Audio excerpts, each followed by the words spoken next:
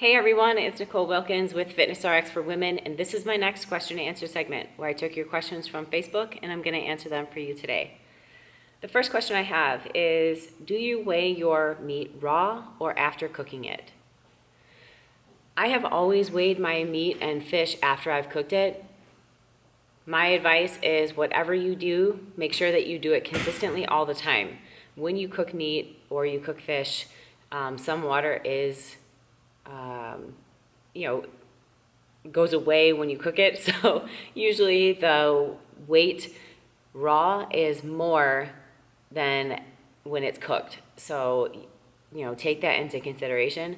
I cook in bulk, so it's much easier for me to measure it once it's all cooked. And I do it the same way all the time. So there's no right or wrong, just make sure you take into consideration. And when you are tracking your food, if you are using a nutrition tracker, when you're searching out the food, make sure you search out uncooked chicken breast and get the weight and the calorie amounts instead of cooking. Like I always look up grilled chicken breast because it's already cooked, and that's how I measure it.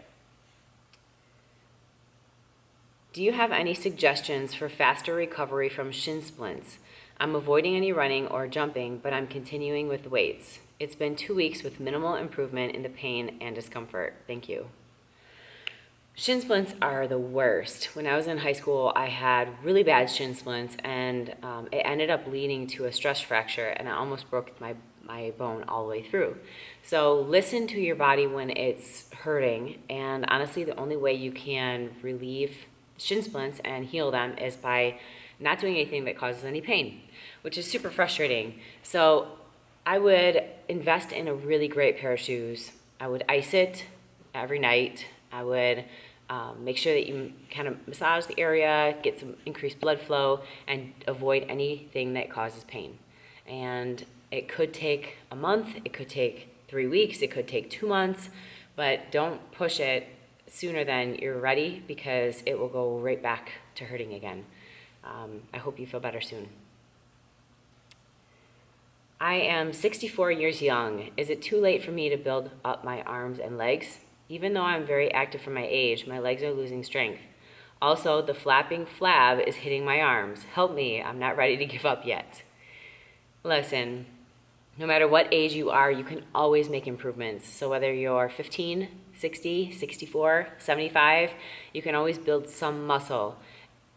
I would, in order to build muscle, you have to have enough load to build the mass. So if you're just using really light weight and you're doing high repetition, that's really not going to build a lot of muscle. That's going to maintain what you already have.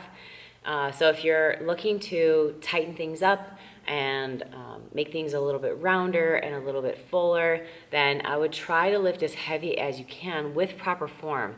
Now, the older you are, the more emphasis you need to have on the recovery portion of it and also the warm-up part. So make sure you allow your body enough time to warm up, maybe 10 minutes on a cardio machine to get your blood flow, then 2 to 3 warm-up sets before you start lifting heavier, just to make sure that you avoid any risk of injury. Post-workout, make sure you're always stretching, drink a lot of water, get regular massage therapy. All those things are really going to make a big difference if you try to amp up your training to the next level. So yes, you can still make improvements, and no, it's not too late. Hi Nicole, I can't lose my last 2 to 3 kilograms of fat. I'm afraid too much cardio and too loose my muscle.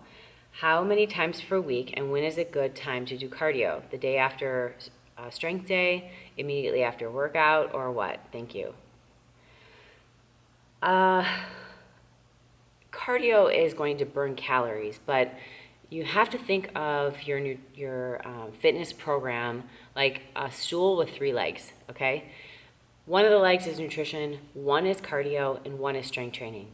If one of those legs are missing or not dialed in, your chair is going to fall over, okay? You're not going to see the results that you want. You've got to have a combination of all 3. So cardio is a factor, yes, and will help speed up the process. However, if you're not weight training, when you lose the weight, you're not going to have any definition. You're just going to be a smaller version of your current body.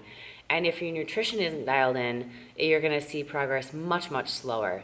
So to me, nutrition is probably 70% of your results. So if you're not really focused on your nutrition, I would start there first.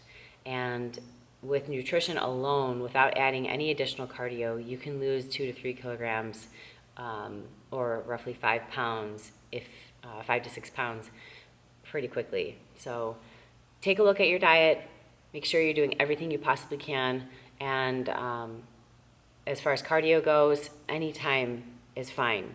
You don't have to do it in the morning, you don't have to do it at night, you don't have to do it any particular time, just get it in.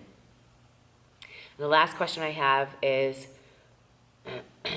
what is the best post-pregnancy stomach fat blaster? Time. I know you don't want to hear that, but time and patience. Your body has gone through a lot. It's changed quite a bit. I don't know how recent you had your baby, but I wouldn't rush things because your focus right now is a little bit different.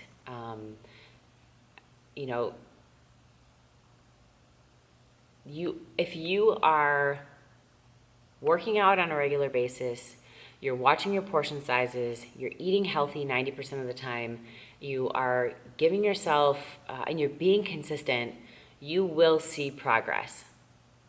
Fat will be lost if you're at a calorie deficit, you're weight training to build muscle mass, and you're doing cardio to burn extra calories. Like I said, with chair, you got to have a combination of all three.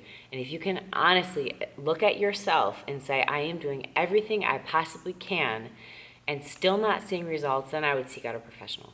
So hopefully that helps you out, but give yourself time, give yourself patience. I mean, it could take a year or two before you are back to where you were pre-pregnancy. Not everybody can get back to pre-baby body weight within 3 months. Just don't compare yourself to other people and just work at your own pace. So those are my questions for this week, guys. Keep asking your questions on the FitnessRx for Women Facebook page, and I'll be back here every Friday to answer them for you. Until then, keep living the fit life.